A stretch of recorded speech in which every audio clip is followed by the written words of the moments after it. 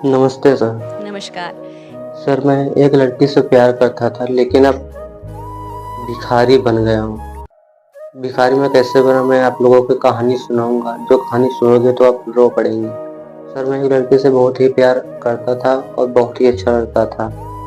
फिर प्यार करते-करते साल 2 साल प्यार चला, फिर रुतबा उसका बदला और सर उसने मुझे छोड़कर चली गई और मैं अब भिखारी बन गया हूँ। सर अब मेरा कहीं भी मन नहीं लगता है और उसके ही याद में खोए रहते हैं।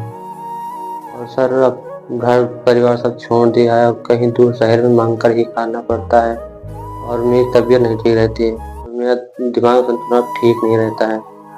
उस लड़की से बहुत मोहब्बत करता, सच्चा प्यार करता था, तो उस लड़की को समझ में नहीं आता। अब मैं भिखारी बन गया हूँ, उसकी याद में मेरा दिमाग खराब हो गया है और मैं भिखारी बन गया हूँ और इधर-उधर लोगों से मांग कर ही हमारा गुजारा होता है।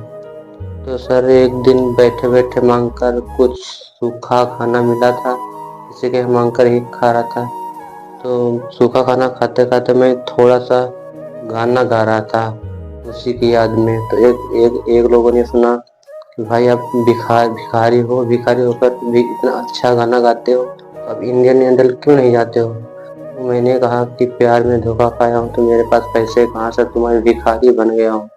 उसकी याद में उसकी यादों ने मुझे भिखारी बना दिया। अब इंडियन आइडल में कैसे जाऊँ? मेरे पास इतने पैसे नहीं हैं।